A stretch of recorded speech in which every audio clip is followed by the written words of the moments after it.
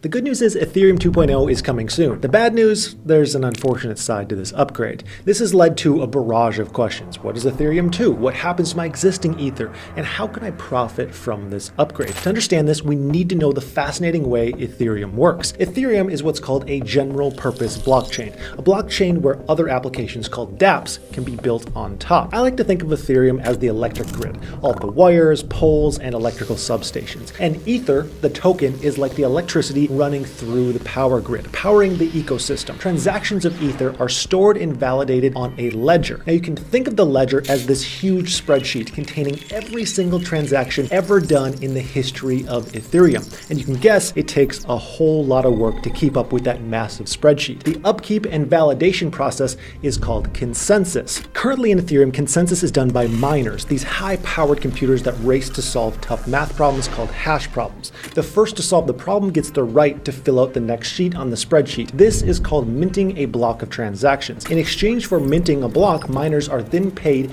in Ether for their hard work. But this comes with an issue.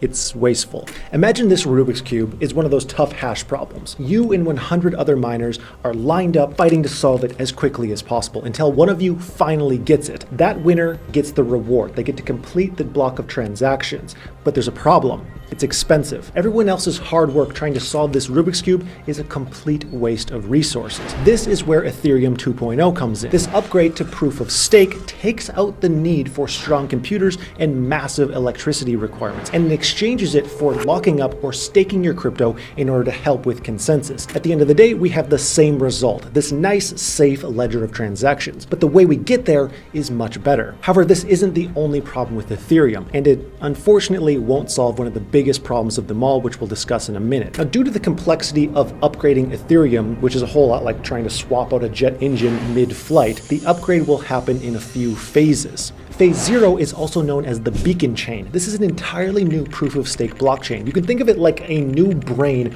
overseeing the entire network. This has already happened. Phase 1 is known as the merge. This is next and will be massive. The shift to proof-of-stake and merging of transactions. Phase 2 is sharding. In this phase, the database will split into 64 different channels in order to process more transactions. To make things easier, let's say you take the same single-lane road every single day to work. Sometimes it flows just fine. Other times there's massive traffic jams and you're sitting there frustrated because you can't get through. This is how Ethereum currently works, a single lane on its way to do the work. Now imagine if your single lane route to work could expand to 64 different lanes, allowing way more traffic to flow through.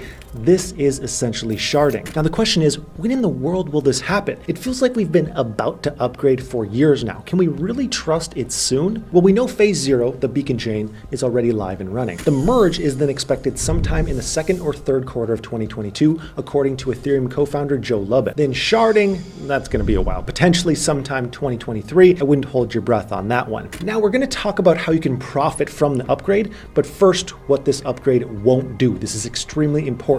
It won't create an entirely new coin at merge. Ether will remain the one and only coin. However, it might see a nice little boost in price. Your existing tokens will not be invalidated. Don't send your tokens anywhere to someone promising that they'll send you ETH2 tokens back. There's no such thing. Second, and this one is unfortunate, the upgrade will not reduce gas fees. But how is this possible? We're getting rid of expensive mining. Fees have to go down, right? Unfortunately, no. The upgrade will have an impact on the consensus layer, and unfortunately, gas fees are paid on the execution layer of Ethereum. Those fees that you're paying right now will simply go to people staking Ether instead of miners like it does currently. Now, this isn't exactly the end of the world because layer 2 technology is getting better and better, and these services offer access to Ethereum with far lower fees already. But it does beg the question, if this upgrade doesn't fix gas fees, what's the point?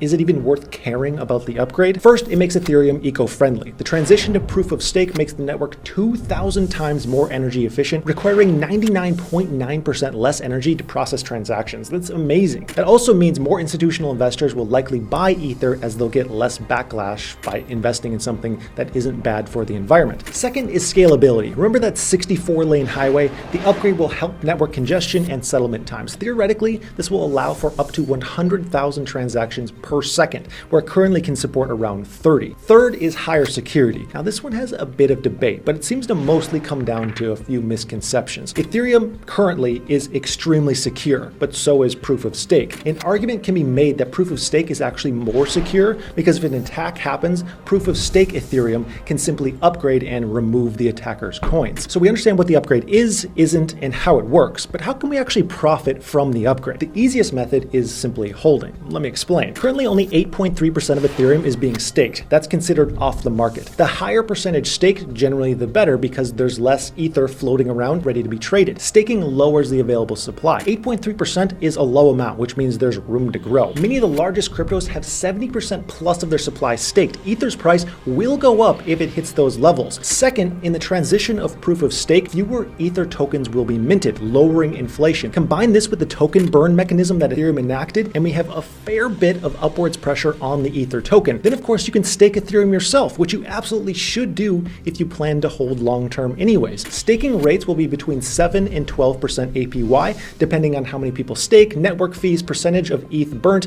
and whether you're a validator or not. In order to get the highest rates possible, you'll want to be your own validator, but this is more work and you need a fair bit of Ethereum to make it happen. In order to be a validator, you'll have to actually run software on your computer or purchase server space, and you'll personally validate transactions on the ledger. You will be updating that spreadsheet. The reason you make more money doing this is you're getting paid directly from the Ethereum protocol and doing the work yourself. The downside is you need 32 ETH to make it work. If you are interested, there's tutorials all over online on how exactly to get started. Now, most people don't take this approach. So instead, you can stake Ethereum in a variety of DeFi services for a solid yield and essentially no work. Or if you're looking for the easiest way possible, you can stake in a centralized exchange, but they tend to take much higher fees than anyone else. Overall, Ethereum 2.0 is a massive upgrade, a shift to proof of stake, the eventual introduction of shards, and more accessible staking will help unlock the true potential of Ethereum. But this doesn't solve everything. Gas fees, which we'll have to look to layer 2 providers to solve. But nevertheless, there's a ton of upwards pressure on the coin from lower network inflation to more token burning and increased popularity in NFTs like Meta's new launch on Instagram. It really is an exciting time in crypto. If you'd like to learn even more about this space, check out my Patreon linked in the description. My goal is to help give you all the tools you need to understand how to take advantage of the crypto space and better your future. There we talk about the newest strategies, have hundreds of success stories, coaches who help everyone from beginners to experts, exclusive research reports, trade signals, and a whole lot more for an insanely cheap price that will be linked in the description. Just make sure you grab your spot ASAP. I'd like to thank you so much for watching. I'm Max Maher, and I hope you have a profitable day.